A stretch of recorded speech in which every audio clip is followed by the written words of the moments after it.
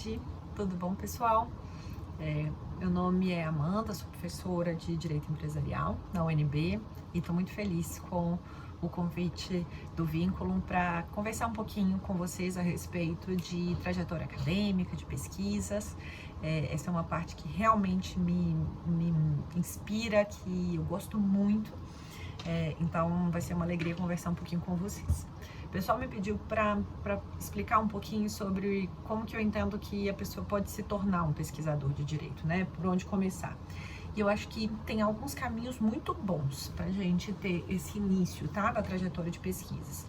Acho que um primeiro ponto imprescindível para começar um contato a respeito de temas de pesquisa é entrar num grupo, tá? De pesquisa, um grupo de estudos. Isso certamente fortalece o contato do aluno com algum professor que tenha alguma linha de pesquisa interessante. Mas não necessariamente vão existir grupos de pesquisa a respeito de todos os temas, né, que os alunos vão se interessar. Então, como procurar quando não existir um grupo de estudo? Existem outras opções. Então, por exemplo, na UNB existem já grupos de alunos, né, que participam de simulações de tribunais internacionais. Então, na minha experiência acadêmica, eu participei, por exemplo, da competição, na simulação de arbitragem e comércio internacional, que é a Williams Civis Arbitration Mode, e também participei da competição de arbitragem, que é a ELSA Multi-Court Competition, que é aquela que simula o órgão de solução de controvérsias da Organização Mundial do Comércio. Eu sei que na UNB não existe isso, então alunos, se vocês se interessarem, podem entrar em contato comigo que a gente pensa como que eu posso auxiliá-los também, tá?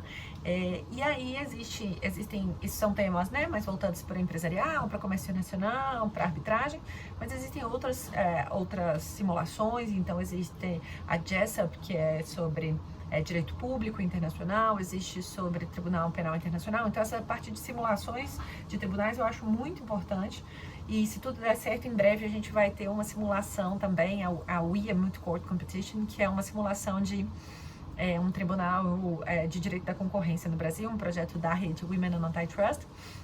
Então, espero que a gente consiga, em breve, ter uma equipe da UNB, e eu espero atuar também bem de perto com vocês. Além disso, né, como fazer? Não tem nenhum tema, nenhuma simulação, não gosto dessa parte de direito internacional, beleza, eu quero pesquisar. Então, existe a possibilidade do PIBIC, tá? Eu tenho orientado algumas pesquisas de PIBIC, tem sido bem interessante. Estou, se eu não me engano, com 5 ou 6 orientandos de PIBIC, já orientei alguns outros nos anos passados, e tem sido uma experiência muito boa, porque eu tenho um grupo com os meus orientandos, por exemplo, nos quais a gente debate os temas de pesquisa de cada um, e a gente acompanha a evolução das pesquisas. Então, meus alunos de PIBIC, eles estão junto com meus alunos de monitoria, junto com os meus alunos do mestrado, meus orientandos, e esse influxo tem sido muito positivo para o aprimoramento, tá, do método de cada um. Tem essas questões além de PIBIC, existe a possibilidade da monitoria. Apesar da monitoria ela ter um viés um pouco mais prático, tá, dos alunos, a meu ver, ele também é uma oportunidade que os alunos têm de se inteirar em alguns temas de relevância, tá, da temática que os interessa, e permite a publicação. E é claro, PIBIC, monografia, quaisquer que sejam as pesquisas que venham a ser realizadas, eu incentivo fortemente que elas sejam publicadas pelo aluno. Então, que submetam os seus trabalhos para algumas revistas. Não precisa ser uma revista de Qualis A1, que vai ser bem difícil de publicar, às vezes não vai nem conseguir porque tem um pré-requisito que seja com doutorado, mas existem uma série de outras revistas. Existe a revista da UNB, existe algumas outras revistas que permitem, né, esse tipo de publicação, e que permitem que o aluno vá galgando passos, tá, para seu amadurecimento acadêmico. E aí, pensando um pouquinho, né, como que é o dia a dia, né, de um pesquisador? A meu ver, é uma vida que tem que ser muito organizada, caso contrário, o aluno ele vai se perder. Então, eu tenho para mim que o aluno ele tem que ser muito pragmático, no sentido de que ele tem que ter entregas. Tem que ter entregas intermediárias, tem que ter as entregas finais e tem que cumprir os prazos. Então, não dá para querer falar sobre um determinado tema e querer voltar lá no direito romano, na minha visão, a respeito do tema para poder chegar na aplicação dele nos dias de hoje. Então, eu acho que, especialmente em casos que a gente vai fazer uma pesquisa sobre temas que são bastante pontuais, a gente tem que dar respostas também pontuais e a gente tem muita clareza a respeito de qual é a pergunta de pesquisa e qual que é o objetivo daquela pesquisa, para então o aluno conseguir responder aquilo que ele se propõe a fazer. Então, como eu digo para os meus orientandos, né, o aluno tem que procurar, não é falar do formigueiro, ele tem que falar da formiga ou então da perninha da formiga, que isso sim é uma resposta que vai ser útil para a evolução do direito. A cada pequena perninha de formiga, a gente vai tendo aprimoramentos na doutrina, tá? E aí uma dica que eu faço, que eu tenho, é ter um bloco de notas, ou então você ter um bloco de notas no celular, ou então no seu Google Drive, na plataforma que você quiser, ou no caderninho, com todos os temas de pesquisa que te interessam. Então você teve um insight, estava na aula, gostou, né, de um determinado tema, aproveita, anota, não perde aquela oportunidade para não deixar de ter esse insight perder. Tá? Para posteriormente, ainda que você não consiga escrever naquele primeiro momento, você consegue escrever sobre aquele tempo em algum outro momento, tá? Na vida. E aí, a respeito do meu próprio método, né? Como que eu faço para escrever? Então, eu tenho as minhas notas, eu tenho os temas que eu quero escrever.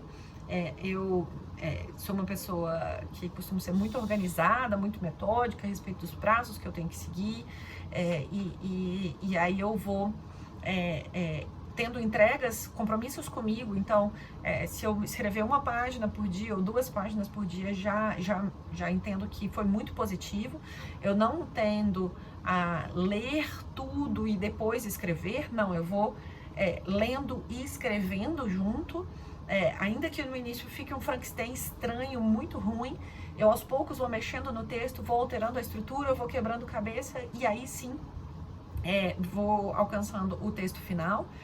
Então eu tenho uma premissa de que o ótimo é inimigo do bom e a gente precisa ter, na minha visão, bons artigos que entreguem, que sejam justos, honestos, no sentido de qual é a sua pergunta de pesquisa e qual que é a sua apresentação final. Foi assim que eu acho que eu fui fazendo ao longo do tempo, tá? As minhas entregas de artigos acadêmicos, e depois, né, eu acabei entrando na pós-graduação lá na USP e concluí o meu doutorado. Então, por exemplo, o meu livro, né, Antitruste, Varejo e Infrações à Ordem Econômica, foi decorrente da minha pesquisa do doutorado. E eu não esperei um momento para escrever tudo de uma vez. Eu fui escrevendo aos pouquinhos, um pouquinho a cada noite. Ali eu pegava 1 hora de cada noite e aí eu ia escrevendo um pouquinho, lia, escrevia, lia, escrevia, lia, escrevia. Cada um tem um método. Já ouvi, por exemplo, de alguns alunos que tinham métodos de 1 semana lê, 1 semana escreve, 1 semana lê, 1 semana escreve. Você vai encontrar a metodologia que você vai funcionar melhor. Mas para mim o que você não deve fazer, pelo menos não funciona para mim, é esperar para ler 1 mês ou 2 meses só lendo para depois escrever, porque senão você vai perder.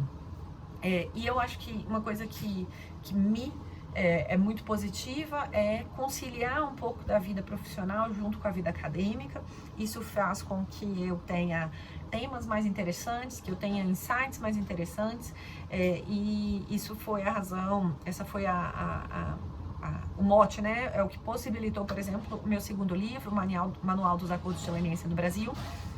Tendo em vista que durante muito tempo eu atuei naquele tema, então eu senti a necessidade de sistematizar aquilo que eu vivia na prática, que eu entendia que faltava doutrina a respeito do tema. E meu terceiro livro, que eu espero que saia aí esse ano também está um pouco relacionado a algumas das minhas pesquisas na área do direito societário e algumas experiências, discussões também concretas na área do comércio internacional. E também, né, a atualização do livro do Manual do Acordo de Leniência, que eu espero também publicar aí a 2ª edição nesse ano. Então, acho que é isso.